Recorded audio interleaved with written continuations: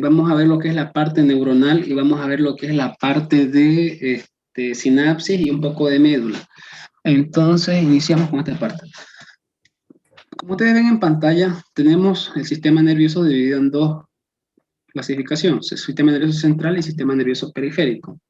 Cuando ustedes han escuchado central, se refiere a que está en el centro. ¿Se acuerdan ustedes que teníamos la palabra axial y teníamos en relación a lo que es el centro del cuerpo?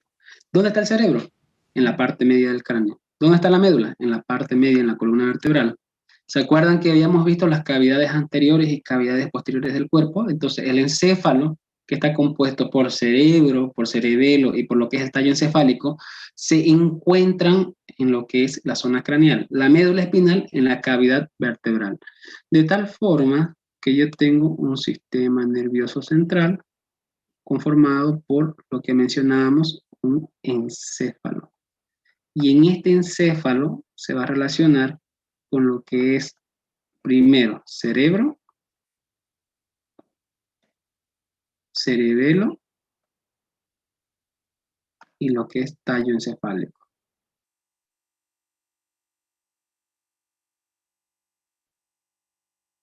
¿Se acuerdan que hemos visto en relación al tallo encefálico nosotros dos componentes de él? Mencionábamos que teníamos protuberancia y teníamos el bulbo. Vamos a aumentar hoy día uno más, que es en relación al mesencéfalo. ¿Qué es lo que sucede? El tallo encefálico, voy a apagar los micrófonos. Ya, el tallo encefálico va a comenzar en el mesencéfalo y va a acabar en la unión del bulbo con la médula. ¿Recuerdan ustedes que el foramen magno, qué pasaba por el foramen magno? La médula. ¿De dónde comienza la médula? A nivel del foramen magno o a nivel de la saliente del primer nervio espinal. Entonces, este tallo encefálico, esta nueva palabra mesencéfalo, quiere decir que cuando ustedes estaban en el desarrollo embrionario, primero tenían como una lámina, así se creó su sistema nervioso. Luego de esa lámina se formó un canal neural. Primero una lámina, luego un canal y luego se fue cerrando y se formó un túbulo. Cuestión que cuando se cerró este túbulo, ustedes quedaron así como si fuera un cilindro, su sistema nervioso, en el inicio del desarrollo embrionario.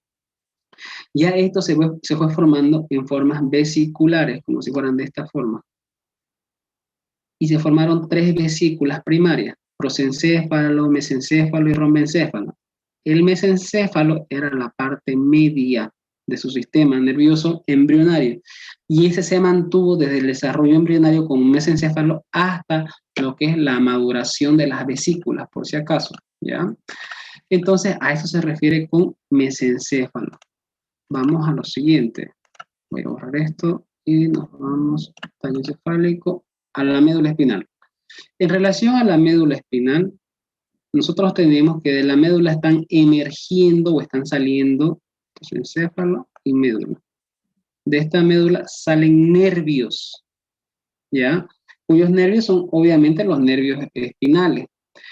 Pero la médula como tal, el cono medular, la médula longitudinal, eso pertenece al sistema nervioso central. Cuando salen los nervios espinales, ya estos pertenecen al sistema nervioso periférico. Por eso es que no estaba colocándolo, lo voy a colocar entre paréntesis y dice sistema nervioso periférico. Como ven en pantalla, dice, tenemos nervios craneales. Los nervios craneales son igual a los pares craneales. ¿Qué quiere decir? Que teníamos nosotros 12 pares craneales en el cuerpo. ¿Se acuerdan? Que nacían de todo lo que era el encéfalo, que se denominaban en números romanos. Ya ustedes conocen algunos. El 7 el facial, el 5 el trigémino, el 9 el glosofaringio, el 10 un nervio de ustedes que se denomina nervio vago, el 12 el hipogloso, y así van viendo diferentes números de pares craneales. En total tenemos 12 pares craneales. En relación a los nervios espinales, nosotros teníamos que los nervios espinales, ¿de dónde están saliendo? De acá, de la médula, de la zona central, se están yendo hacia la zona periférica. Pero ¿qué es lo que debo saber? Yo tengo mi médula acá, y en mi médula, si yo hago un corte, como estamos viendo en pantalla, voy a tener una zona anterior y una zona posterior. Quiere decir que sale una rama de esta forma y sale otra rama. Se juntan ambas y forman esto de acá, una masa nerviosa. Esta masa nerviosa, de ella sale el nervio, por si acaso. Entonces, ¿qué es lo que sucede? Un ratito, espérenme, me voy a adelantar una diapositiva aquí para que comprendan mejor. ¿Dónde estás? Aquí estás. Esto de aquí. Un ratito, espérenme.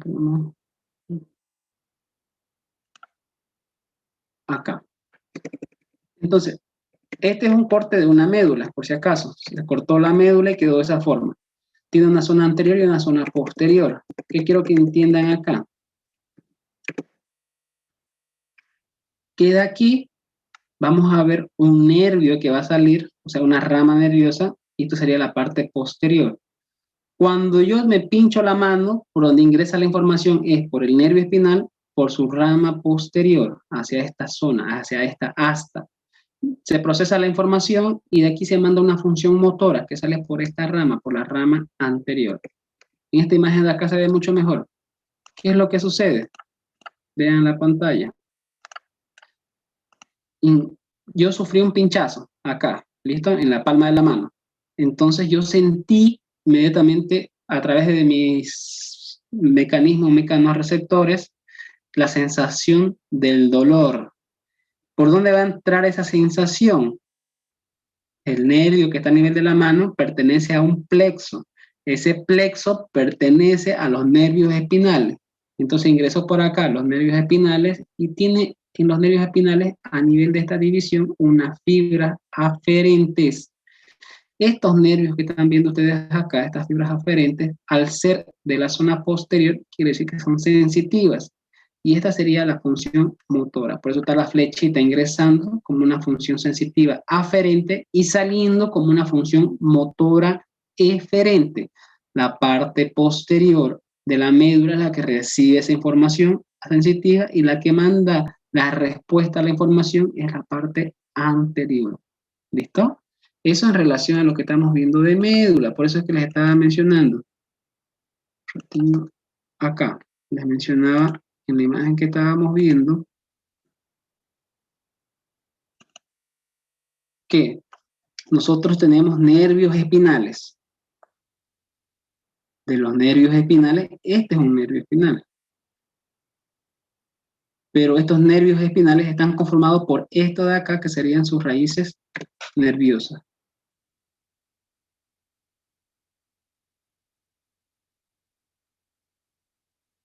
Estas raíces nerviosas pueden ser, como les mencionaba, posterior o anterior.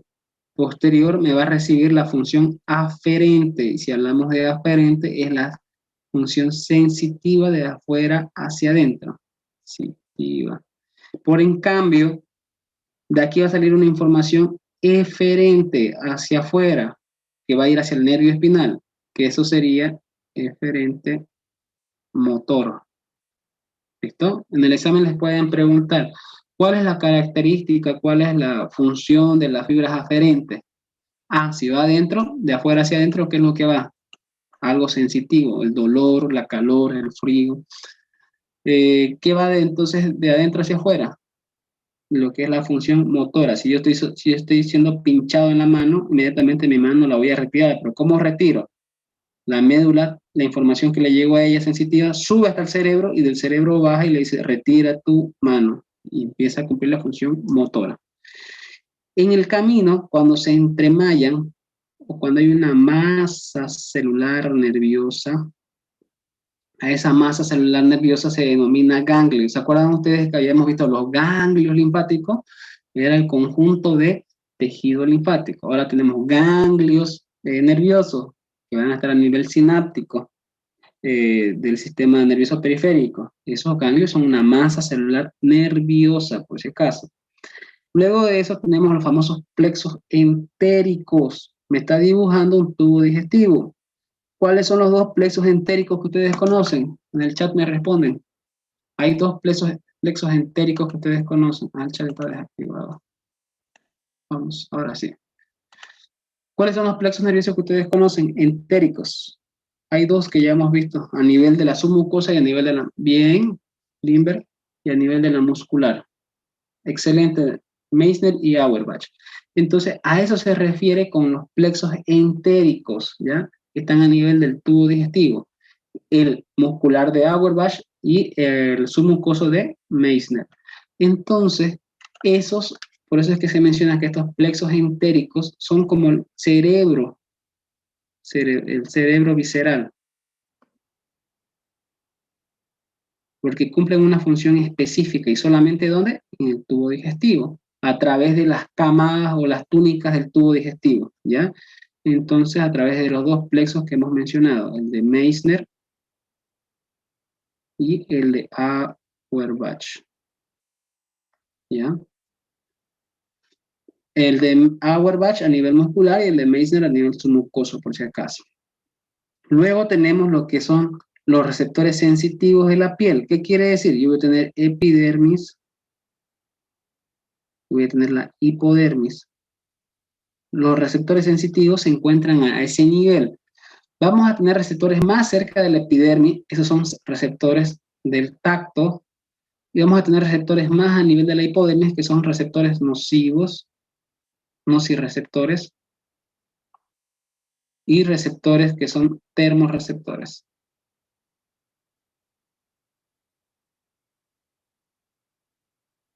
¿No? ¿Qué quiere decir? Ahí están los famosos corpúsculos que ustedes alguna vez han preguntado, ¿no? Los corpúsculos también tenemos corpúsculo de Meissner, corpúsculo de Meckel, tenemos Ruffini, Pacini, Krauss, entonces todos esos corpúsculos los vamos a encontrar a ese nivel. Dice que en la piel entonces esos receptores me van a mandar una función sensitiva desde ahí hasta lo que es en la médula y de la médula el sistema nervioso central. Eso sería en la primera parte del sistema nervioso. ¿Cómo se divide? En relación a los nervios espinales, al igual que los paraestrenales, estos tienen en número de 31 nervios. Ojo, que son 31 nervios pares a ambos lados, ¿no? Y esos nervios espinales, acuérdense de algo, los nervios espinales que vemos en pantalla se van a transformar en plexos. ¿Cuántos plexos? No es lo mismo que plexos entéricos, por si acaso. Los plexos nerviosos que se forman de los nervios espinales de la médula espinal, de acuerdo a la región, se denominan como plexo cervical, plexo braquial, plexo lumbar y plexo sacro. ¿Ya? Ahora, a nivel abdominal tengo otro plexo que se denomina solar, no lo vamos a mencionar, solamente estos que son los más importantes, ¿listo? Ahora, estos plexos son entrecruzamiento de nervios, cumplen también una función sensitiva y una función motora, por si acaso. Son plexos músculo-esqueléticos, somáticos, porque esa es su función. ¿Se comprendió? Pasamos a la siguiente parte. Cualquier duda me avisan en el chat.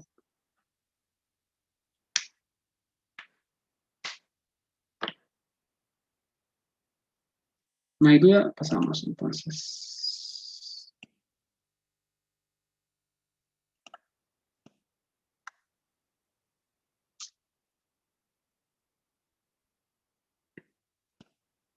Ya las anteriores imágenes que les mostré solamente eran referenciales para que entiendan el tema, ¿no?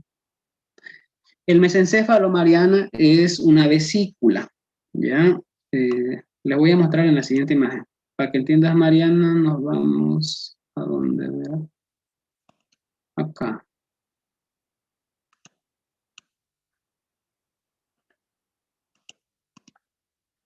¿Qué es lo que sucede? Lo que les explicaba acá.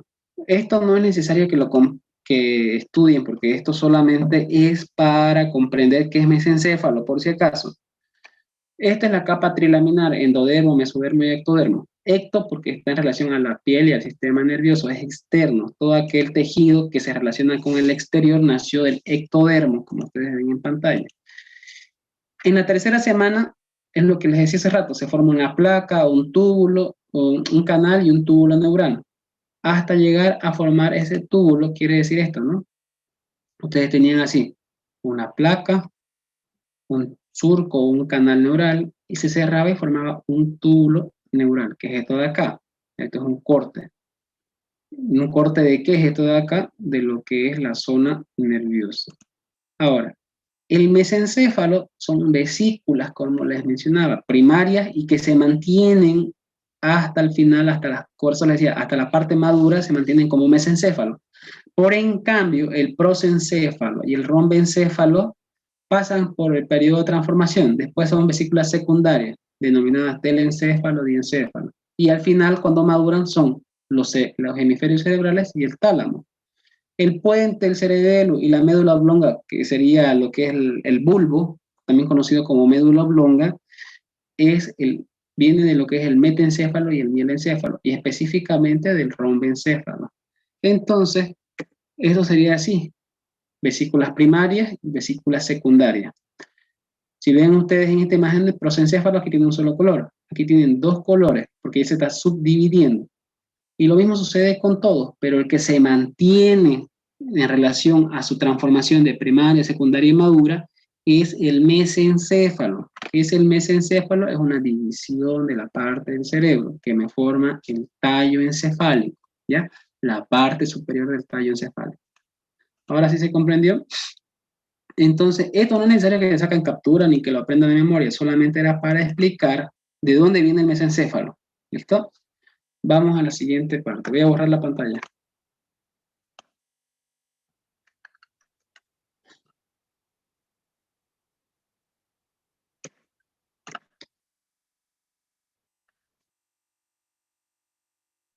Vamos a ver ahora lo que es en relación a las características, ¿ya? Mucho hasta que borré todo. Vamos acá. ¿Qué es lo que sucede? Tenemos nosotros una interacción entre sistema nervioso periférico y sistema nervioso central. Cuando hablamos de somático, no se olviden, nos referimos a esta, lo que es la parte músculo-esquelética. Yo les dije hace rato, ¿qué es lo que sucede? Si yo tengo una mano acá, ya esta mano recibe un pinchazo por una aguja, una espina, lo que ustedes quieran, esa información, primero sensitiva, se va a enviar a través de unas fibras, que decíamos nosotros, fibras aferentes. ¿Hacia dónde? Hacia la médula. ¿Y la médula a quién pertenece? Al sistema nervioso central. Y de la médula se va a enviar a lo que es la zona del cerebro. El cerebro va a ir a transformar la información y va a enviar una respuesta. Entonces, del cerebro va a venir a la médula y de la médula se viene a través de unas fibras eferentes. Y estas fibras eferentes que van a mandar la información va a ser información motora. Entonces le van a decir, retira la mano porque te estás pinchando. Eso se refiere en relación al sistema nervioso somático o músculo esquelético, ¿ya? En relación al sistema nervioso autónomo, es el que ustedes conocen, que son, en el somático es voluntario, ustedes pueden alzar su mano o retirar su mano, hacer movimientos del cuello, la cabeza, por eso se denominan como movimientos voluntarios, porque está siendo controlado por el sistema nervioso somático. En cambio, el sistema nervioso autónomo, hemos mencionado nosotros un montón de veces cuando hemos visto diferentes tipos de tejido. El músculo liso de la vejiga, del estómago, el músculo liso del tubo digestivo, el músculo cardíaco y las glándulas, estos tienen una función involuntaria. Ustedes no pueden controlar la funcionalidad de esos órganos, entonces va a también tener lo mismo, receptores sensitivos y receptores motores, por si acaso. En cambio, el sistema nervioso entérico es el que mencionábamos que es un cerebro visceral. ¿Qué quiere decir? También es involuntario, ¿no? Me controla el tubo digestivo y algunas glándulas en relación al tubo digestivo que me producen hormonas, y estas van a mandar información de secreción o de inhibición de la secreción a nivel del tubo digestivo, estamos hablando por si acaso, ¿ya? Monitorizan aquellos cambios químicos, aquellos cambios mecánicos que se puedan producir en el tubo, y eso me va a mandar una información para que me secrete si estoy en el estómago, más ácido gástrico, si estoy en lo que es el páncreas, más jugo pancreático. Esa es la función entérica, autónoma y somática. Vamos a la siguiente imagen. Ahí se comprendió, me confirman por favor. De todas formas, lo que estamos viendo es la interacción y la subdivisión. Son imágenes que están en su libro, por eso utilizo las mismas imágenes a veces.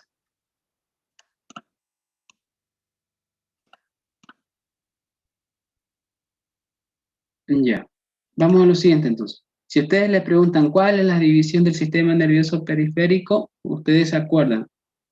Voluntaria, musculoesquelético, sería el sistema nervioso somático, sistema nervioso autónomo y sistema nervioso entérico. Esa es la subdivisión.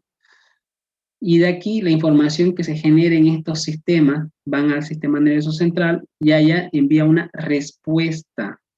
Aquí se dice que es cerebro visceral porque se genera la respuesta inmediatamente en la zona del tubo digestivo, por si acaso, ¿ya?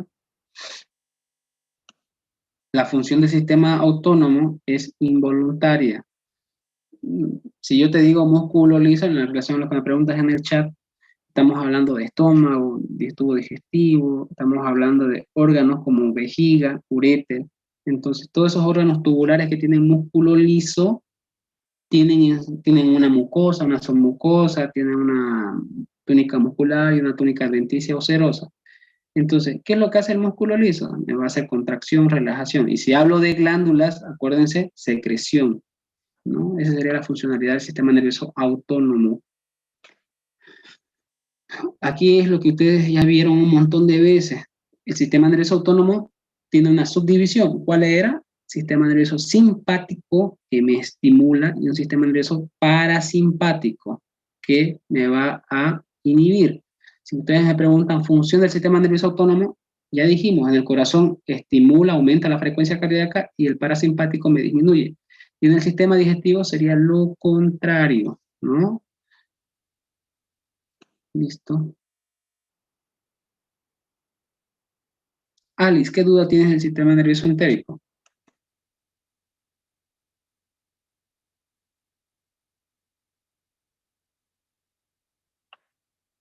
Ya, ya. Vamos a lo que tú no comprendes. Entonces, ¿qué es lo que sucede? Ustedes tienen el tubo digestivo, tenían el intestino delgado, ¿listo? En el intestino delgado tenían un plexo entérico, Meissner y Auerbach. Si yo dibujo esto de acá, ¿se acuerdan ustedes que tengo las capas? Aparte de tener músculo, lámina propia y todo eso, tengo glándulas entre medio, a nivel de la submucosa. ¿Qué es lo que sucede? El sistema nervioso entérico, por algún cambio químico, o sea, hay un cambio químico en la luz del intestino, inmediatamente el plexo entérico va a decir no, o un cambio mecánico, ¿no? No va a decir, tenemos que segregar más hormonas, más moco, tenemos que hacer contracción, tenemos que hacer relajación. Por eso es que se denominaba a este sistema nervioso entérico y a los plexos entéricos cerebro visceral, porque no era necesario, si ustedes se dan cuenta, mira acá lo que tú me preguntas, si bien va a mandar la información, como dice acá, los receptores sensitivos y neuronas entéricas del tubo, por un estímulo químico o un estímulo mecánico, se va a enviar la información al cerebro. Quien está haciendo su función de manera rápida e involuntaria es el plexo, por eso es cerebro. Ellos mismos cumplen su función. Y aquí hay una flecha que me une con el sistema nervioso autónomo. ¿Por qué? Porque aquí interviene el sistema simpático y el sistema parasimpático. O en el caso del tubo digestivo, el simpático me va a inhibir y el parasimpático me va a estimular. No sé si ahora logras comprender. Ya la función no viene directa del sistema nervioso central. Tienes que pasar por el sistema simpático y parasimpático que pertenecen a este sistema nervioso autónomo. Y dependiendo cuál se efectúe, se produce eso, ¿no? Pongamos el estómago, por ejemplo. Tus receptores, estómago, intestino delgado, intestino grueso, detectaron de que tú tienes acá un aumento químico, entonces, de acidez, y necesitas secretar mayor cantidad de jugo gástrico para combatir. ¿Qué es lo que sucede? El sistema simpático o parasimpático va a estimular eso, el parasimpático. ¿Y quién conforma el sistema parasimpático a nivel del tubo digestivo? El nervio vago, manda la información a todo lo que es el tubo digestivo. ¿Ya? Eso sería en pocas palabras.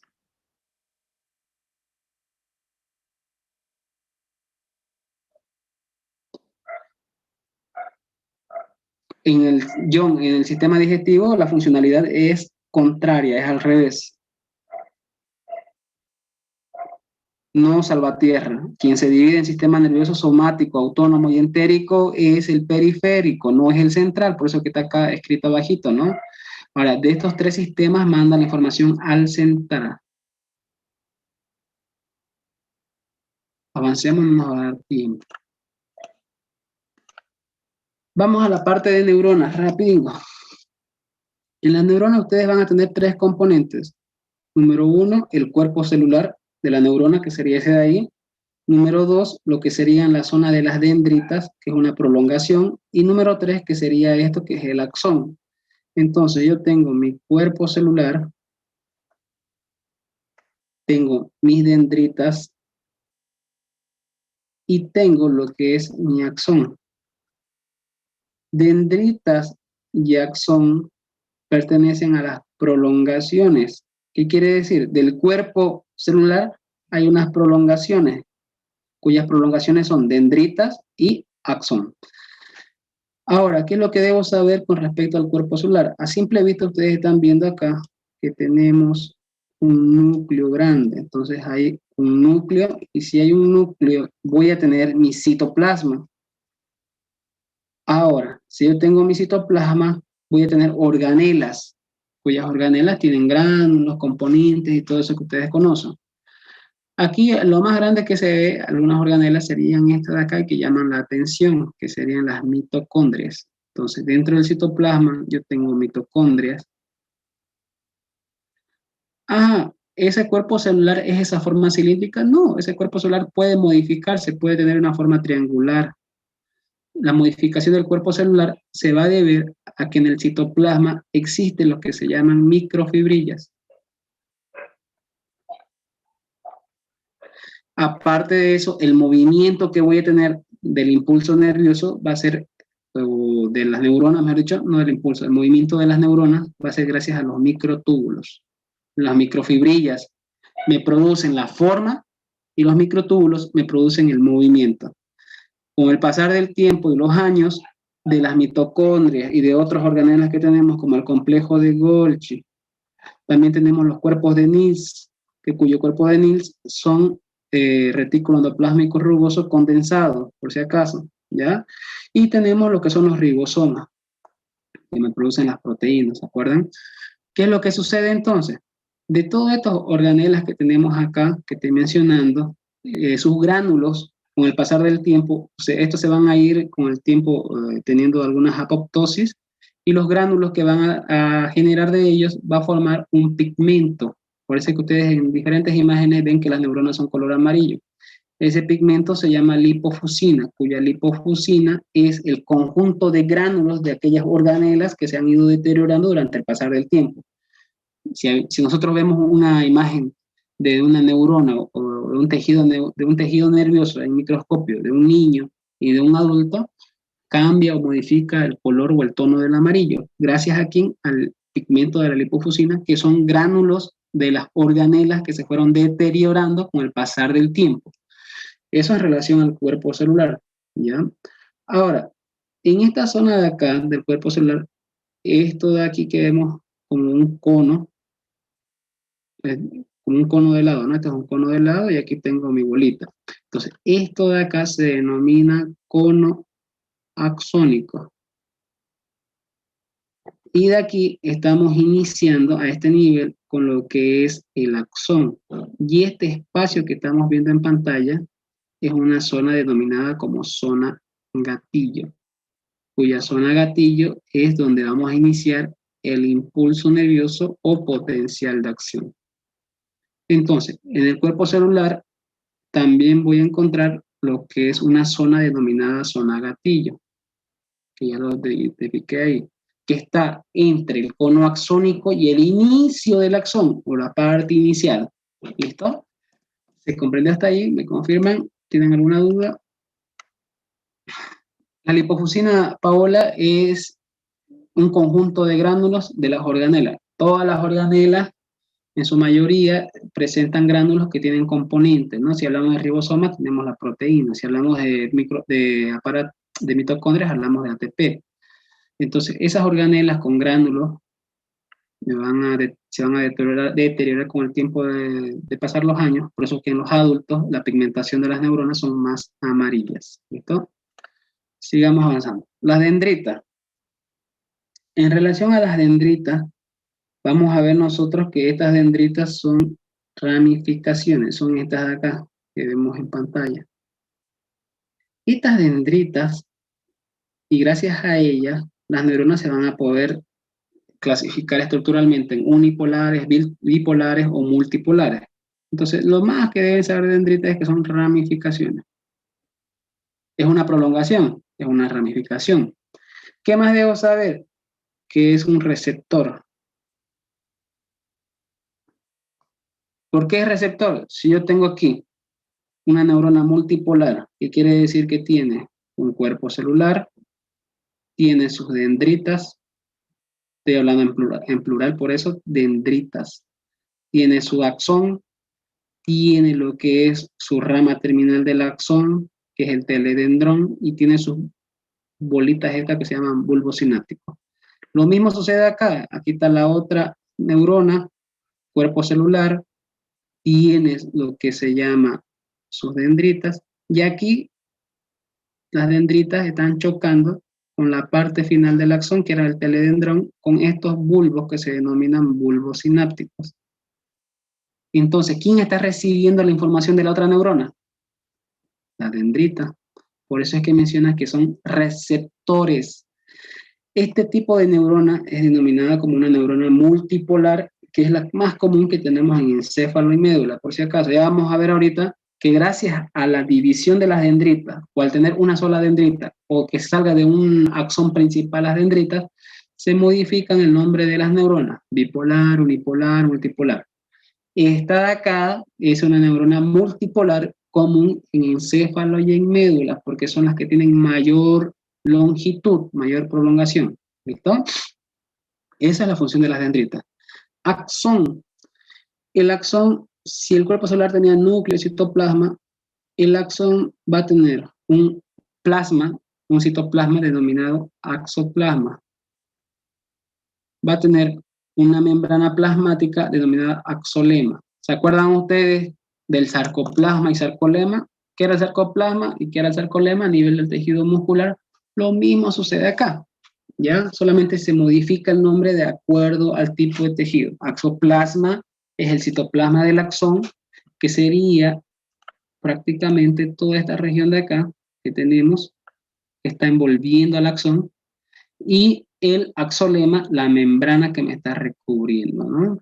Ahora, dentro de este axón, aparte de tener algo, ese axoplasma y axolema, yo voy a tener lo que son otros componentes como las mitocondrias. Ustedes ven acá, estas partecitas de acá, mitocondrias, mitocondrias, mitocondrias, mitocondrias y más mitocondrias. ¿Por qué? Mitocondrias me ayudan en la producción de ATP. El ATP me ayuda en la producción de energía. Necesito energía para mis impulsos nerviosos, porque yo necesito para producir mi potencial de acción. Entonces, el axón en su composición va a tener una gran cantidad de mitocondrias. ¿Listo? Porque necesitamos energía para el impulso nervioso, ATP. Ahora, ¿qué es lo que sucede? ¿El axón es diferente al cuerpo celular? Sí. ¿El axón tiene un movimiento? Sí. Entonces, ¿quiénes producían movimiento y quiénes producían la forma? Entonces, también voy a tener en el axón microfibrillas y microtúbulos. ¿Listo? Es esto de acá, las microfibrillas, lo que ustedes ven en esta pantalla de acá. Estas líneas que ven ustedes, esas líneas que están ahí de color verde, esas son las microfibrillas. Entonces, eso es lo que le dan la forma al cuerpo celular y le dan la forma al axón. ¿Listo? Y como dijimos, esta sería la parte del axón inicial, el cono axónico del cuerpo celular y la unión o la parte intermedia entre ambos, la zona del gatillo. Aquí inicia el impulso nervioso y recorre todo esto. Dijimos que el cuerpo celular tenía prolongaciones, dendritas y axones. Pero el axón también tiene prolongaciones. el axón está yendo en línea recta y la primera prolongación que tenemos ahí obviamente va a ser la colateral axónica. Acuérdense, la palabra colateral quiere decir que nace de la principal a los lados y están haciendo una ramificación. Entonces, esta es una colateral axónica. Y terminal quiere decir donde acaba. Entonces, la parte final del axón sería esta zona de acá, denominada teledendrón. Teledendrón, y tiene unas prolongaciones más amplias en su parte final, denominadas bulbo sináptico. ¿Se acuerdan ustedes que cuando veíamos nosotros la unión neuromuscular en tejido muscular, siempre dibujábamos esto? Decíamos, el axón con su bulbo sináptico, el tejido muscular, su sarcolema. Mencionábamos que aquí afuera había más calcio que aquí adentro, y ese calcio me activaba ¿qué? A que se produzca una exocitosis. Y exocitosis me libere a través de vesículas sinápticas a nivel de la hendidura, que me va a liberar acetilcolina y me producía el potencial de acción muscular. Esa era la unión neuromuscular. ¿Qué estoy tratando de explicarles? Ese bulbo sináptico es el que me va a producir o una sinapsis química o una sinapsis eléctrica. Cuando digo química, cuando tengo neurotransmisores. Cuando digo eléctrica, cuando choca, como vimos acá, esta de acá, por ejemplo, es una sinapsis eléctrica. Está chocando una neurona con otra inmediatamente. ¿Listo? Y transmite la información rápidamente. Esa es la característica. En cambio, en la de neurotransmisor, tienen que hacer exocitosis, liberar la vesícula, ir a la hendidura, abrir canales, entrar al tejido y recién produce un potencial. Es más lenta y tarda más. ¿Se va entendiendo? Eso sería con respecto a axón. Preguntas, dudas, sugerencias. Escucho en el chat. Ya. Si entendieron, nos vamos a la siguiente. En relación a las colaterales axónicas, me van a comunicar, ustedes ya van a entender más adelante que el axón se puede unir con otro axón. La dendrita se puede unir con una rama terminal del axón, se puede unir con otra dendrita. Entonces, la colateral axónica me sirve para unirme con otro axón, unión axónica o axón axónica. ¿Listo? Eso sería.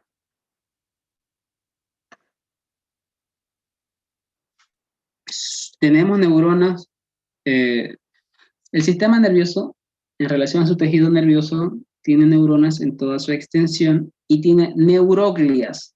Las neuronas son las que llevan el impulso nervioso y las neuroglias son las que le dan la característica o ¿cómo se llama? La estabilidad, ¿ya?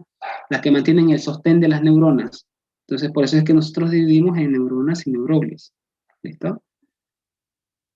En todo el cuerpo nosotros recibimos en relación a partes neuronales a información sensitiva y función motora. Vamos a la siguiente parte. Ahora, si tú me preguntas específicamente, por ejemplo, es como si me preguntaras en relación al ojo, por ejemplo. Ustedes han visto que en el ojo, cuando están en la autopsia, se le saca humor vítreo que pertenece al globo ocular. ¿Por qué se le saca humor vítreo? Porque ahí no llegó vascularización. Entonces, si hablo específicamente de vascularización y de inervación, sí existen algunas zonas del cuerpo que específicamente un lugar pequeño de ese órgano o esa estructura no tiene, como un ejemplo el humor vítreo, ¿ya? Pero de manera general todo el cuerpo tiene una red neuronal y una red vascular. Hay lugares específicos que no cumplen esa función y es por eso que esos lugares son como estériles en el caso de el humor vítreo, ¿no? Por la irrigación. Si les explico más a profundo se van a confundir, por eso no quiero ingresar más adentro. Esta es la clasificación estructural, ¿ya? Cuya clasificación estructural, como les dije, puede ser multipolar, bipolar o unipolar. Para que ustedes comprendan acá, vamos a definir así: dendritas y axón. ¿Listo? En el caso de la multipolar, tiene múltiples dendritas, entonces Aquí son varias, no hay un número específico. Axón, tiene un solo axón. En el caso de la bipolar, como estamos viendo, tiene una sola dendrita y tiene un solo axón. En el caso de la unipolar, va a tener varias dendritas,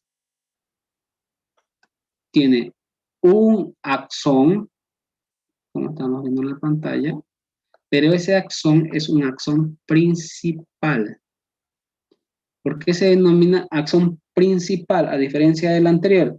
Porque de ella están naciendo la que es la parte de la ramificación de las dendritas. No están haciendo, como ustedes ven en pantallas, del cuerpo celular neuronal. Están haciendo de un axón principal. Esa es la gran diferencia. Ahora, por estas características morfológicas o estructurales, también se modifica lo que es la funcionalidad o para qué me sirven, en pocas palabras. Si yo les hablo de las multipolares, voy a mencionarles, como les dije hace rato, son las que se encuentran en médula y encéfalo. ¿Por qué? Porque la red de impulso nervioso que está yendo a través de la médula y el encéfalo necesita lo que les dije, una vía rápida. Tengo el cuerpo celular, mis dendritas y mis axones. Y aquí necesito otra vez lo mismo, mi botón sináptico, mi bulbo sináptico, mi axón, mi cuerpo celular, mis dendritas. Entonces, esta red, como es prolongada y de mayor longitud, tiene que ser multipolar. Tiene que tener esas conexiones, por eso se llama muchas dendritas. Ahora, la bipolar, por el contrario, esta va a ser específica en algunos sentidos, lugares del sentido. La retina del ojo, ¿se acuerdan ustedes que en la retina tienen los famosos conos y bastones? Luego de eso, el oído, ustedes tienen un oído externo, que de importancia no tiene nada, un oído medio, que en el oído medio está la caja del tímpano y el tímpano, y los huesecillos del oído, martillo, yunque y estribo, y tienen un oído interno, cuyo oído interno tiene la zona vestíbulo coclear, donde se produce prácticamente la formación o el receptáculo del sonido, ¿no? Ahí tengo neuronas bipolares. Y a nivel de lo que es la región olfatoria, ¿qué quiere decir? Ustedes se acuerdan que si tenían una nariz, recibían una sensación de olor, ustedes acá tenían el etmoides con su lámina cribosa, aquí hay un bulbo olfatorio, aquí tienen los cornetes, la mucosa, entonces aquí hay células olfatorias, en la nariz, en la mucosa nasal hay células. De esas células olfatorias se transforman en nervios, esos nervios vienen y atraviesan esta lámina cribosa y llegan a este bulbo olfatorio, y el bulbo olfatorio se va a través de algunas ramificaciones al cerebro, hacia la zona de dónde, hacia la zona inferior o del hipocampo. Por eso es que la zona olfatoria está relacionada con el uncus y la zona del parahipocampo, que son regiones que son regiones que se encuentran en la parte inferior del cerebro. ¿Ya? En caso de la unipolar, como nosotros hemos visto, tiene una característica de tener un axón principal, entonces a partir de este axón van a nacer mis corpúsculos. O sea, estoy mencionando aquí, por ejemplo, un axón y que de este nace, ¿no? No quiere decir que esta imagen sea así, que están naciendo de acá múltiples dendritas y múltiples eh, teledendrones. Dijimos que esto se llama teledendrón, por si acaso, en la parte final del axón o terminal. Si yo tengo un axón, supongamos que tengo un axón, de aquí nacen corpúsculos, cuyos corpúsculos pueden estar encapsulados o no encapsulados, por esta imagen que la estoy representando. Es lo que habíamos visto antes, los corpúsculos de quién son los que reciben la sensación más superficial, que se van a encontrar en la epidermis y la hipodermis, que están a nivel de la piel, obviamente, ¿no? Me reciben la sensación de tacto, me reciben la sensación de temperatura. Cuando hablo de tacto, por si acaso, hablo de una sensación mecanoreceptora.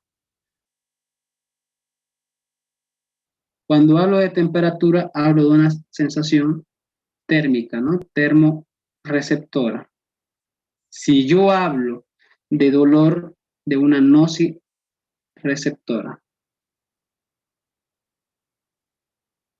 ¿Listo? Entonces, estos corpúsculos que estamos viendo en la neurona unipolar están en relación a algunos corpúsculos, cuyos corpúsculos pueden ser encapsulados, como vemos en pantalla, o no encapsulados. ¿Ya? Vamos a detallarlo ahora adelante. Sáquenle captura de eso si les sirve de algo y vamos a avanzar.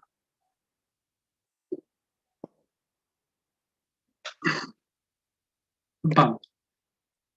Entonces, como ustedes ven en pantalla, estos son los corpúsculos o son las neuronas unipolares que encontramos en epidermis y hipodermis, ¿no? En la parte del dermis. ¿Qué es lo que sucede? Sucede que estamos hablando de piel y cualquier sensibilidad, cambio de presión o algún efecto fino o grosero me va a transmitir la información sensitiva desde esta zona hacia el cerebro por estos corpúsculos. El disco de Merkel es el único que no lleva nombre de corpúsculo, entonces este es no encapsulado, a comparación de los anteriores. El corpúsculo de Meissner está más próximo a lo que es la zona de la epidermis y tiene más relación con el famoso tacto fino. En cambio, el disco de Merkel tiene más relación con el famoso tacto grosero o grueso, ¿no? ¿Qué quiere decir? Cuando yo les hablo de los famosos tactos finos del corpúsculo de Meissner, ¿dónde ustedes sienten con mayor, si ustedes colocan una pluma, con una pluma o algo delgadito, algo que sea más sensible, que ustedes no puedan percibir? A nivel de las palmas. Ustedes han visto en las películas, ¿no ve? Que cuando tuvo un accidente de la columna y le dicen sientes, no sientes, y le pinchan los pies, o le pasan así una punta de un lápiz, ¿no? A través de las palmas de las manos o las palmas de los pies, o de la región plantar de los pies, mejor dicho, y de las palmas, para ver si aún mantiene su tacto fino, ¿no? Para ver si hay sensibilidad. Lo mismo sucede en relación a otros lugares como los dedos, como la zona de los labios, lengua, pezones y antebrazo. Antebrazo, labios, lengua y entre otros, ¿no? Hay muchas regiones. Ahora, lo más importante son esas. En relación al tacto grosero, tacto grueso, es, por ejemplo, algo, ya no, como dice, grosero o grueso, no solamente son cosas bien delicadas, son asperezas, por ejemplo, ¿no? Todas esas cosas es por el tacto grueso o el disco de Merkel. En relación al corpúsculo de Krauss, es un termorreceptor que me va a detectar lo que es el frío. Y en relación al corpúsculo de Pacini, me va a detectar lo que son la presión. Y el de Ruffini me va a detectar lo que es la calor.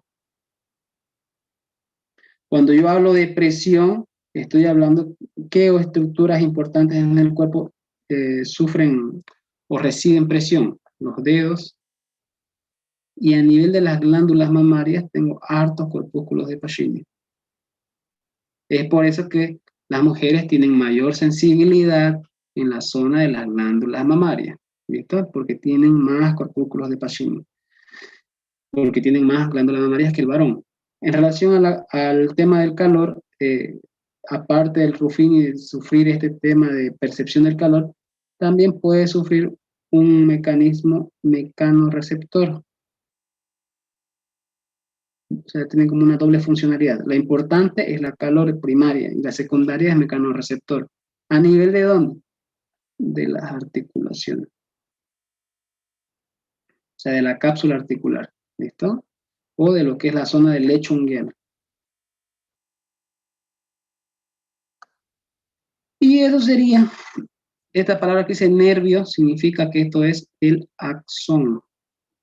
En relación que ahí adentro va a estar una cadena nerviosa, de tejido nervioso, de neuronas con sus axones y de ahí nacen lo que son estos corpúsculos. ¿Listo? Unipolar y multipolar son los importantes y los bipolares lo que hemos visto, ¿no? Retina, olfacción y lo que es oído, más funcional en relación a los órganos de los sentidos. Vamos a la siguiente parte.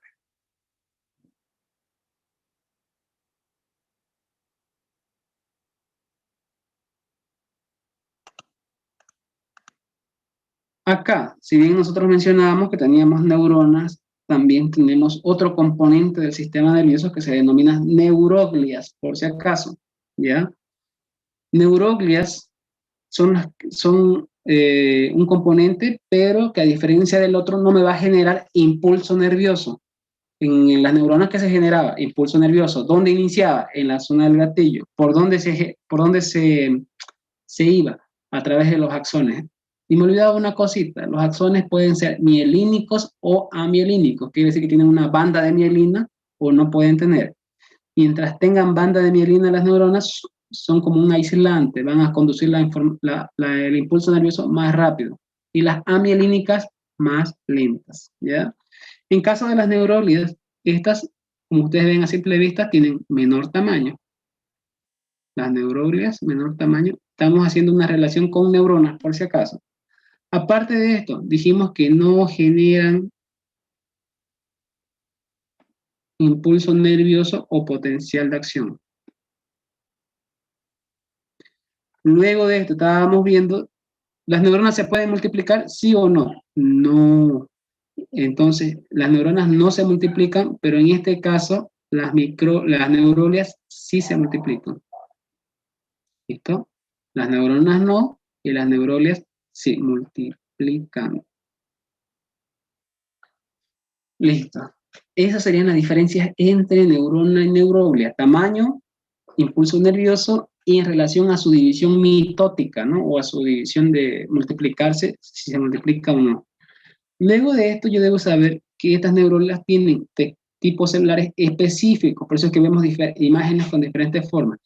Estos dos de acá pertenecen al sistema nervioso periférico y estos cuatro pertenecen al sistema nervioso central. ¿Qué quiere decir? La subclasificación de las neuroglias, tengo 6 tipos celulares, tengo 6 imágenes en pantalla. La primera sería esta de acá, que sería el astrocito. ¿Qué se encarga del astrocito? Si ustedes se dan cuenta, a comparación de las otras, tienen más prolongaciones, tienen más ramificación, tienen un cuerpo celular y muchas ramificaciones. Y al tener estas prolongaciones, aparte de eso, son las más numerosas. De entre las 6 numerosas, las que más hay son los astrocitos. ¿Por qué? Porque los astrocitos prácticamente son las que sostienen las neuronas. ¿Hay neuronas en todo el cuerpo? Sí. Entonces, las que están sosteniendo, manteniendo firme, son estas acá, los astrocitos. Los astrocitos aparte tienen una función muy importante. ¿Se acuerdan que vimos una vez en relación al sistema de irrigación algunos capilares que se relacionan con la barrera hematoencefálica? Entonces, los astrocitos también ayudan o se relacionan con esa barrera denominada barrera hematoencefálica, que es una barrera entre la región capilar de los vasos sanguíneos y lo que es el cerebro. Encefálica. Y aparte de eso, de tener esa función hematoencefálica, es porque me va a regular el paso de ¿qué? ¿Qué es lo que va a suceder? No va a evitar de que algunas toxinas del sistema sanguíneo pasen al cerebro. Entonces, por eso se llama barrera, porque me evita el paso de sustancias nocivas del torrente sanguíneo hacia la masa cerebral. ¿Listo? Ahí se entiende, astrocitos. Vamos a lo siguiente. La siguiente imagen corresponde al oligodendrocito. Este de acá, oligodendrocito. Este otro de acá, la microglia, y el otro, las células ependimarias, ¿ya? Claro, porque tienen formas ependimarias de tejido. Ahora, los oligodendrocitos como característica principal es lo que les decía, son las que van a ir, si yo tengo una neurona acá, esta viene acá con sus patingas que tiene y me va a formar las famosas bandas de mielina. Entonces viene acá y me forma. Si yo tengo mi zona axonal, el oligodendrocito, como les había mencionado, me forma la mielina, la banda.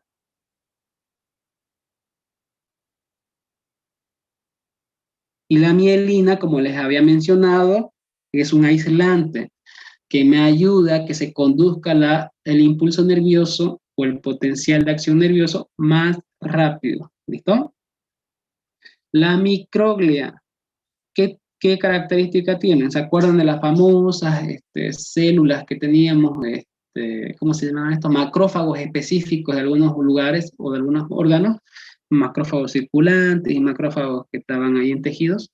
Teníamos cúfer en el hígado, que vimos antes de ayer, en la piel histocitos, en el riñón el mesangio, y en el cerebro teníamos esta que era la microglia. En pocas palabras, es la que cumple la función de fagocitosis, microglia. La ependimaria tiene forma de tejido epitelial, por eso más o menos todos lo relacionan con los nombres, ¿no? Y al tener esa forma, va a tener una función muy importante, me va a tapizar. ¿Se acuerdan que decíamos? El tejido epitelial me sirve para formar glándulas, recubrir estructuras, ¿no? Y proteger. En el caso de esta neuruglia, su tipo celular ependimaria, me va a tapizar. ¿Qué me tapiza? Los espacios que tenemos en el cerebro, los ventrículos. En el cerebro tenemos ventrículos cerebrales, que son los laterales, tercer ventrículo y el famoso cuarto ventrículo. Todos esos espacios son tapizados por estas células ependimarias. Aparte de tapizar esas zonas de ahí, y de ser, tapizan porque son aplanadas, como ven, como si fuera tejido epitelial plano, me va a rodear lo que son los ganglios del sistema nervioso periférico. ¿Se acuerdan que dijimos? ¿Qué era un ganglio? Era una masa de nervios, como si estuvieran entremallándose las neuronas, pero a eso necesita un recubrimiento. Quien tapiza a esa masa sería el ependimario, las células ependimarias, los ganglios. ¿Se comprende hasta ahí? Todo esto a nivel del sistema nervioso central. A nivel del sistema nervioso periférico tenemos dos células que tienen un nombre específicos. Estas que se llaman las células de Schwann y estas que se llaman las células satélites. Cuando hablamos de las células de Schwann que vemos en pantalla nosotros, tienen una característica principal. Las células de Schwann son las que me van a formar también las vainas de mielina a nivel del sistema nervioso periférico. A nivel del sistema nervioso central, los oligodendrocitos, y a nivel del sistema nervioso periférico, Schwanns, vaina de mielina. ¿Listo?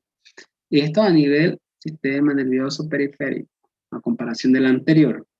Aparte de eso, hay algunos axones que pueden sufrir daños. Por si acaso, los axones dentro de su composición tienen algunas proteínas.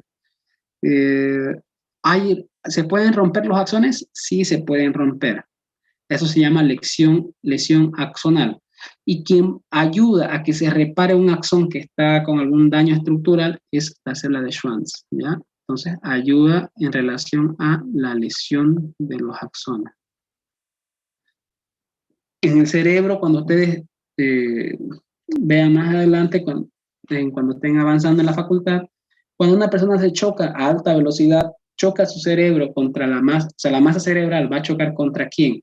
Contra lo que es el cráneo, porque el cráneo es un tejido óseo duro, y a veces cuando llegan al hospital están charlitas, no hay hemorragia, no hay nada, sacan tomografía, no hay nada. Pero existen algunos puntitos blancos en la masa cerebral que son muy diminutos. Son axones que se han roto, no de la célula de Schwann, por si acaso, son axones del sistema nervioso central que se han roto y han liberado proteínas, y esas proteínas la colorean color blanco. Y pocas veces se pueden ver eso, o hay que tener un buen ojo para poder ver, o una buena, ¿cómo se puede decir esto? Una buena visión, ¿no? Eso se debe a las lecciones de los axones. Quería explicarles de que en el sistema nervioso periférico, esto va a ser en relación con la célula de Schwann a reparar, ¿ya? Las células satélite, por en cambio, son células también, como ven, igual que las ependimarias, son aplanadas, y estas también me van a rodear a lo que son los ganglios, ¿ya? Entonces, satélites, porque están ahí como un satélite, rodeando a quién, a los ganglios. ¿Qué forma tienen? Formas aplanadas, ¿ya? Y me rodea los ganglios. ¿Listo? Eso sería en relación a las neuroglias y sus 6 tipos celulares.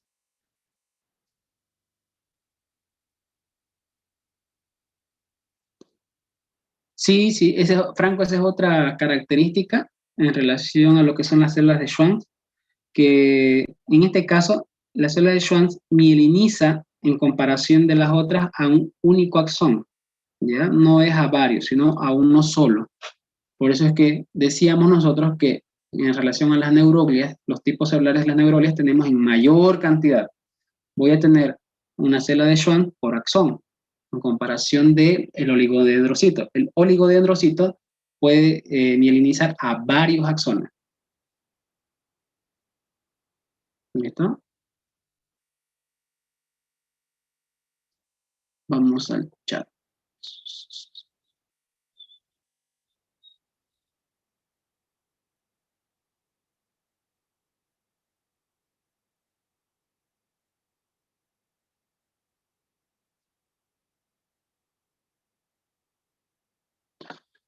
Las, las neuronas satélite son las que tapizan los ganglios del sistema nervioso periférico, en relación a tu pregunta, Marcelo. Y las neuroglias son una subclasificación del tejido nervioso. Y dentro de las neuroglias tengo las 6 subclasificaciones o tipos celulares. ¿Ya? Estas neuroglias, Fabiana, sí se regeneran, sí tienen división mitótica en comparación de las neuronas.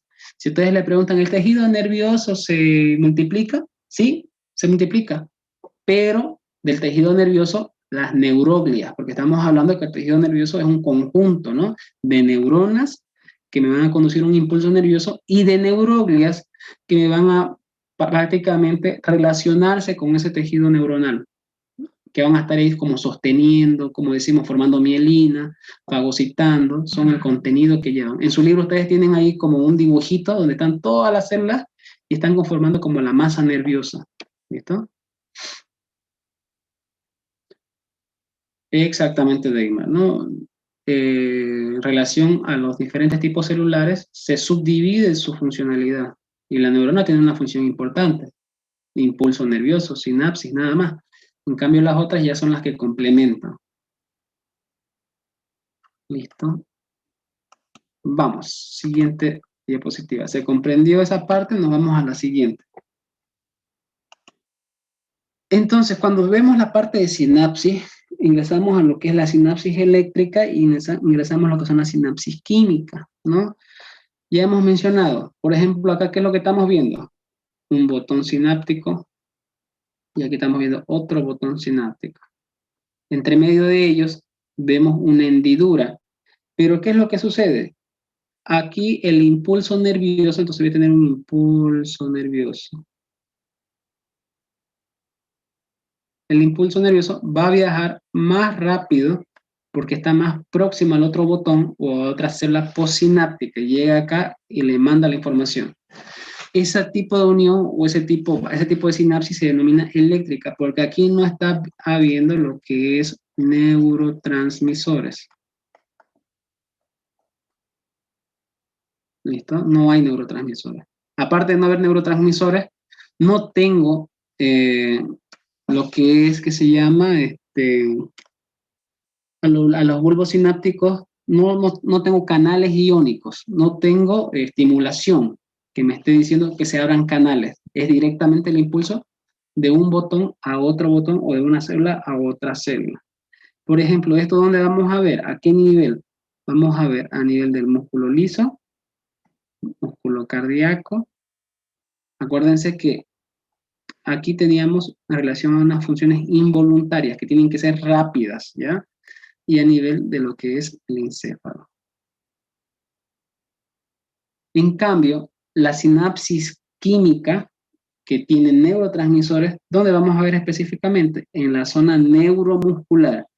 Si hablamos de ventajas o desventajas, debemos saber que al estar en contacto directo una célula presináptica con una célula postsináptica, la velocidad es más rápida, pues, ¿no? Esa sería la ventaja más proporcional que podemos tener. Aparte de esto, yo debo saber, como les dije hace rato, los axones, lo que son las uniones, de las neuronas se pueden dividir de diferentes formas. Podemos tener una relación de un axón con la dendrita, entonces sería axodendríticas, la unión. Porque una sinapsis es una conexión de una neurona con otra neurona. Ahí me produce una sinapsis. Cuando yo tengo de una neurona su axón que se une con la dendrita de la otra neurona, vamos a denominar que esta es una sinapsis axodendrítica. Por lo contrario, puedo tener un axón con la zona somática. ¿Qué quiere decir? Un ejemplo de axosomática, el axón de una neurona con la zona muscular esquelética, con otro tejido. El axodendrítica es entre el mismo tejido neuronal, entre una neurona y otra. El axosomática, aquí puedo tener tejido muscular. ¿Listo? Ese sería otro tipo de sinapsis en relación a sus neuronas y sus características en relación a su tejido. Y la otra sería la axónica, que sería como la que estamos viendo en la pantalla. El axón de una neurona con el axón de otra neurona. ¿Qué hay en los axones? Bulbo sináptico. Entonces acá yo tengo lo que sería una función axónica. La axodendrítica, ¿dónde era? En los nervios podemos encontrar, en todo lo que son los nervios que se dirigen desde la zona medular hacia la zona periférica. ¿Ya? Se comprendió esta primera parte en relación a la sinapsis eléctrica. De acuerdo a su unión de neuronas, se cambia el término de sinapsis. Sinapsis axodendrítica, axosomática, somática porque es musculoesquelética y axónica, ¿no? Por eso decíamos la unión neuromuscular.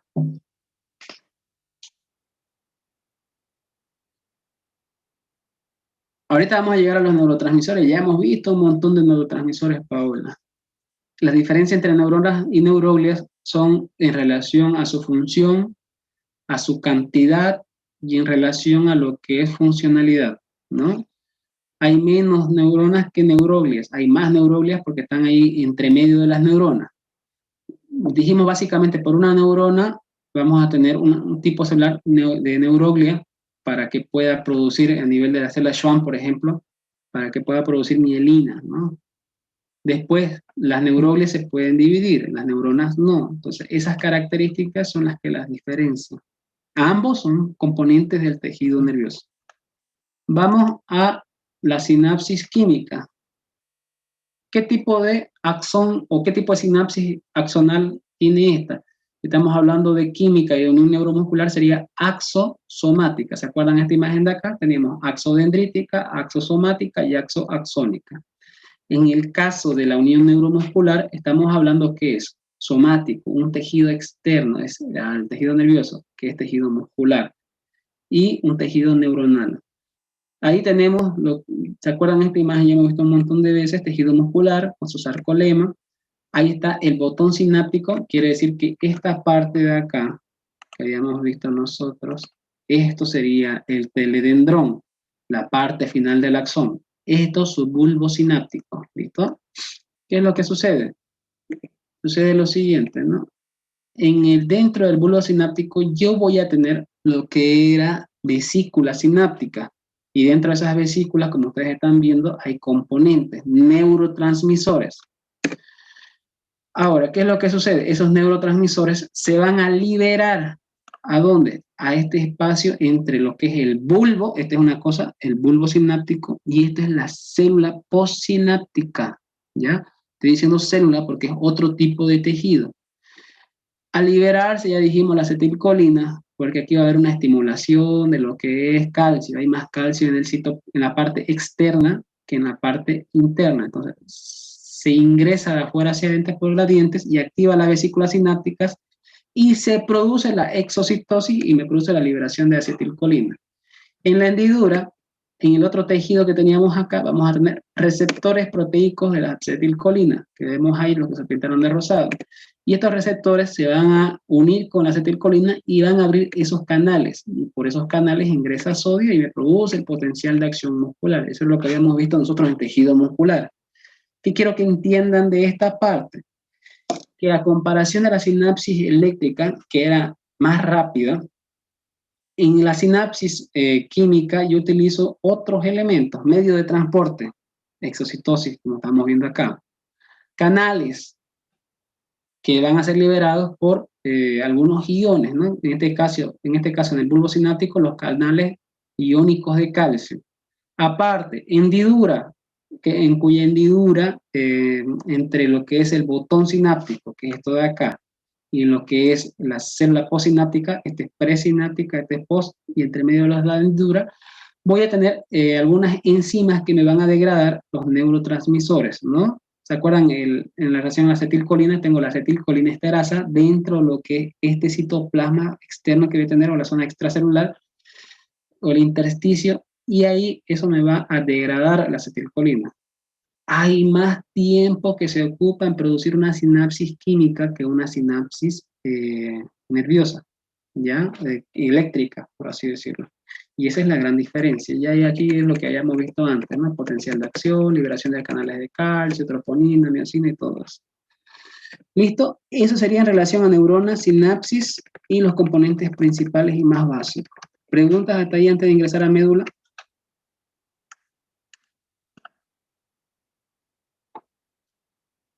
Sí, sí, Daimar, el bulbo sináptico es ese botón sináptico.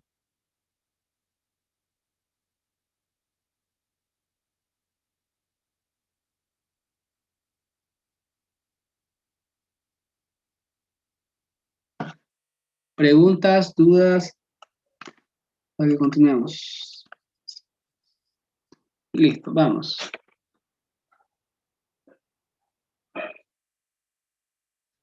Ya, Celeste, mira, Celeste, sinapsis química igual tiene que tener, en este caso, una neurona presináptica y tiene que tener una célula postsináptica. O sea, tiene que tener una que envíe señal y otra que reciba. Eso es en la sinapsis química.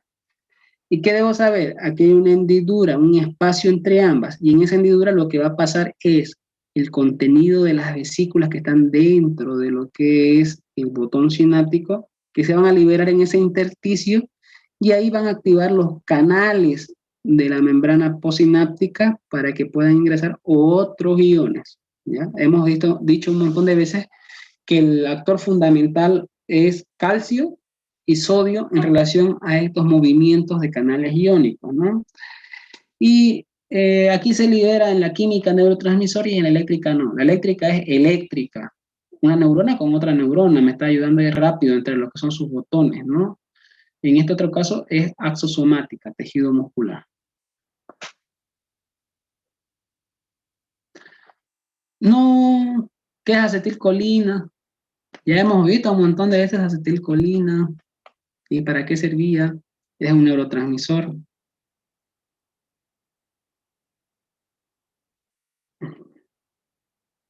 Me abren los canales de sodio.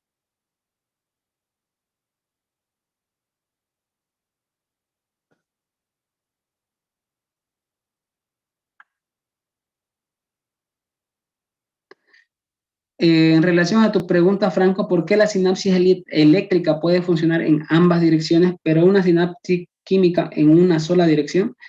Es porque, es esto, mira, vamos a ver ahorita en la química. Es que en la química, por eso es que en otros libros mencionan mixta. Voy a hacer un dibujito acá para explicarles eso. Si yo bien tengo acá mi botón sináptico, tengo mi tejido, otro tejido. A nivel de la sinapsis química, yo puedo generar dos cosas. Voy a generar un impulso por neurotransmisores y un impulso eléctrico. La señal eléctrica que está viniendo, la señal eléctrica que viene ¿de dónde?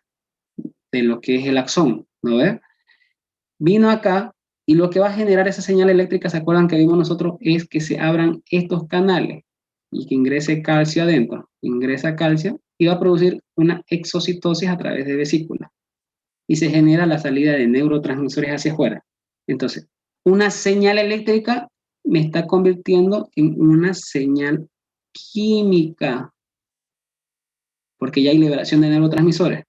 ¿Qué es lo que hace la señal química? Me va a abrir acá los espacios, porque se va a juntar con los que son los receptores de acetilcolina. Me abre esos espacios y esa señal química se va a transformar ahora en lo que es una señal eléctrica. Entonces, en la neurona postsináptica se recibe una señal eléctrica. Es mixta, pero la unión, o sea, en la unión específica es química, pero a nivel presináptico y postsináptico es química eléctrica, eléctrica química. Eso es lo que quería que entiendan. No sé si lograron entender. Una convierte y la otra recibe señal. ¿Ya? Acuérdense, el potencial, la acción muscular se activaba porque tenía una gran cantidad de sodio. Y ese impulso va a ir por el sarcolema, por los túbulos T, y me van a abrir los canales de calcio que yo encuentro en el sarcoplasma, decíamos, en tejido muscular. Es por esa razón que puede ser bidireccional en este caso, y en el caso del otro es unidireccional porque solamente se está enviando un impulso. No hay, Franco, no hay un flujo retrógrado. Si te das cuenta acá, hay una hendidura y esos canales se abren solamente por el impulso. En cambio, en el otro se abren, se cierran y son bidireccionales, ¿no? Eso sería.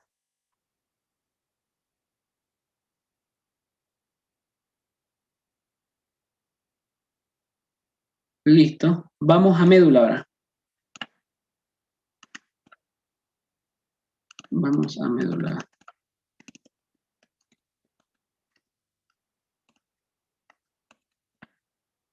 Médula.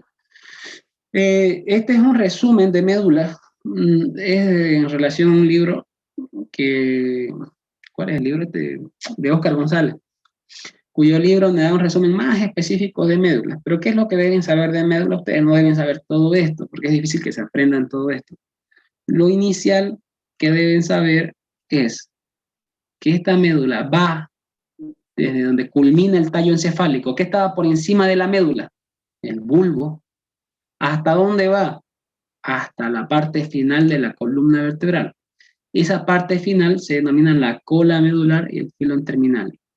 Esta médula, en toda su extensión, más adelante vamos a ver que si hacemos un corte, va a tener una zona anterior, una zona intermedia y una zona posterior. Y esa es la funcionalidad de la médula, que podemos ver. Tiene en sus configuraciones externas, como dice acá, los haces, que son un conjunto nervioso, que en este caso son longitudinales, que va a formar el cordón posterior, un cordón anterior y un cordón lateral. Ahora, me voy a la siguiente imagen para que ustedes comprendan mejor, ¿ya? Entonces, en esta de acá. ¿Qué es lo que sucede? Entonces, se pintó toda la médula, ¿listo? Ese es un corte de la médula, lo seccionamos de forma transversal, como si hubiéramos cortado un sándwich. La zona central de la médula va a tener esto que se denomina asta, tiene forma de un asta, de un cuerno, pero tiene un asta posterior y un asta anterior. Como ustedes están viendo, hasta se diferencia de acuerdo a su forma. Esa sustancia que va a encontrarse ahí se va a subdividir. Vamos a tener sustancia gris, sustancia blanca. Vamos a tener una zona central. ¿Se acuerdan ustedes que preguntaban, no? En relación a dónde se encuentra el líquido cefalorraquídeo, en los ventrículos laterales, tercer ventrículo, cuarto ventrículo. A nivel de la médula tengo este conducto denominado conducto ependimari, por donde va a pasar también lo que es un flujo de líquido cefalorraquídeo, y también vamos a tener alrededor de la médula. Ahora, yo tengo esto de acá que se denomina surco. En toda la parte posterior hay un surco y aquí se va a subdividir. Dijimos que la parte posterior tiene esos dos haces, haz de gol y haz de cuneiforme. ¿Ya? Entonces, aquí la fisura media es más profunda. Gracias a estas fisuras yo puedo reconocer mi médula si está en la parte anterior o está en la parte posterior. Luego de eso, voy a ver que cada asta tiene una funcionalidad. Ya dijimos. Le voy a escribir acá. Ahora tengo. Si yo tengo acá un nervio espinal, como el dibujo que le habíamos mostrado hace rato, voy a tener que al asta posterior está llegando una función sensitiva. La información sensitiva está llegando a través de estas fibras. Esto de acá es médula, nervio periférico, nervio espinal. y de aquí va a haber otra ramificación, y entre medio un abultamiento denominado ganglio. ¿Qué es lo que sucede? Yo recibí el pinchazo, la información sensitiva va por el nervio espinal, llega a lo que es el asta posterior por medio de este fascículo nervioso que va hacia aquí, hacia el asta, y de ahí va a ir la información motora hacia lo que es el asta del posterior al asta anterior. Es una función motora. ¿Listo? Ojo, que vimos nosotros sistema nervioso autónomo y sistema nervioso somático. Quiere decir que la sensibilidad en relación a lo que es la parte muscular, que es músculo esquelético, o sea, por eso es muscular esquelética, o músculo liso, que me va a formar también lo que son las vísceras, toda la función sensitiva se manda hasta esa zona. Siento un dolor de la pleura, ya sabemos que el pulmón no duele, lo que duele es la pleura parietal. ¿Por dónde va a llegar eso? A través de la asta posterior. ¿Cómo voy a mandar una información motora? O sea, yo quiero cambiar mi posición de mi cuerpo para reducir el dolor pleural. Entonces mando a través de la asta anterior. Por eso es que acá nosotros tenemos esto de acá, una subdivisión, una zona somatosensitiva y una zona viscerosensitiva. Somato, porque es del tejido muscular, y víscero, porque son las vísceras del músculo liso. Y la función motora, visceromotora y somatomotora. Entra la información, si fue muscular, llega a esta parte, si fue visceral, llega a esta otra parte. Se reproduce la información, se manda al cerebro toda la información y del cerebro vuelve una respuesta. La respuesta, ¿dónde va a llegar? Si es visceral, llega aquí a la zona visceromotora y de aquí sale la información hacia el asta.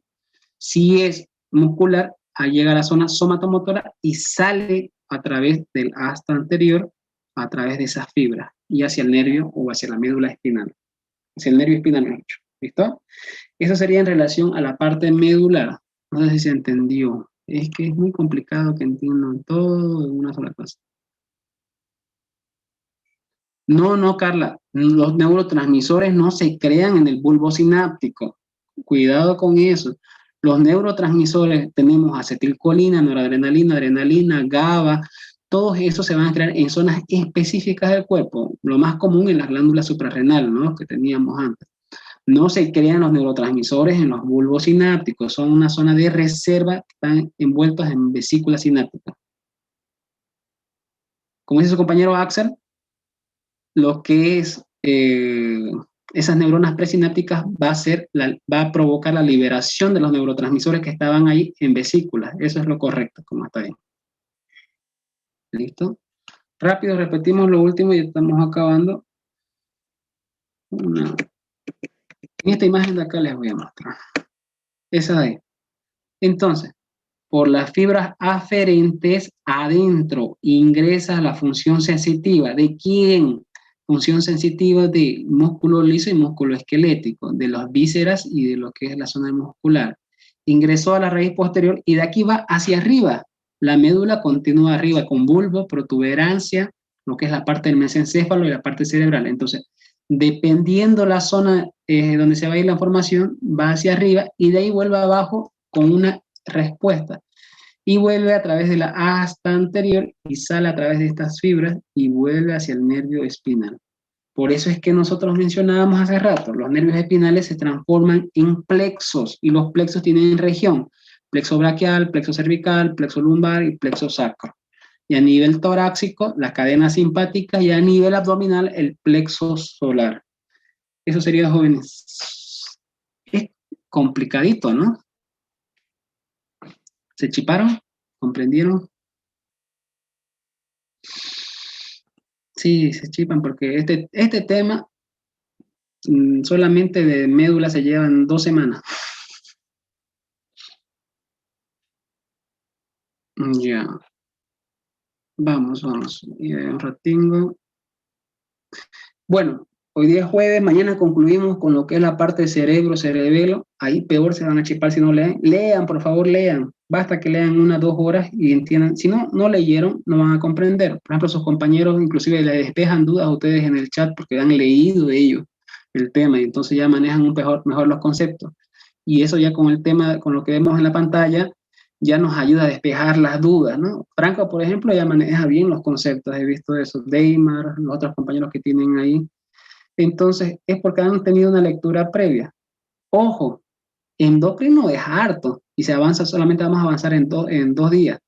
Y sistema reproductor masculino y femenino en un solo día. Entonces, el contenido es muy amplio y hemos visto un montón de veces que a veces por entrar a lo más profundo nos olvidamos lo más superficial. ¿Qué es lo que deben saber ustedes de sistema nervioso? ¿Cómo se divide? Las clases de neuronas, la clasificación de las neuroglias, ¿ya?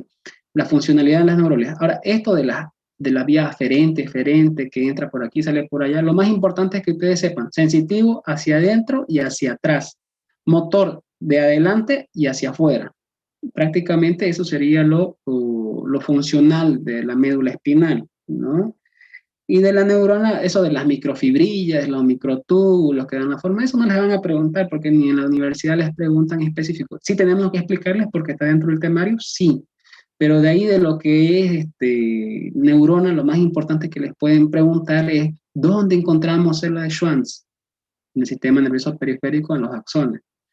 En relación a las características de la sinapsis, eso es lo que les decía yo, axodendrítica, axoaxónica y axosomática, eso de ahí es bien específico. Solamente a mí me sirve saber eso para saber la funcionalidad, ¿ya? ¿Cuántos temas falta avanzar? 1, 2, 3, 4, 5. 5 temas. De sistema nervioso 2, de sistema endocrino 2 y de sistema reproductor 1. Claro que en esos temas hay subtemas, pues, ¿no? Listo. Nada más. Entonces, chicos, nos vemos mañana. Mañana creo que es cerebro, cerebelo. Mañana tenemos que ver circunvoluciones, división lobular, hemisferio, y en cerebelo tenemos que ver también lo mismo. En cerebelo tiene partes, língula, lóbulo, culmen, declive, folio, tuber, pirámide, úvula, son las partes del cerebelo. Entonces, eso también, ¿ya? Nos vemos el día de mañana. Chao, chao.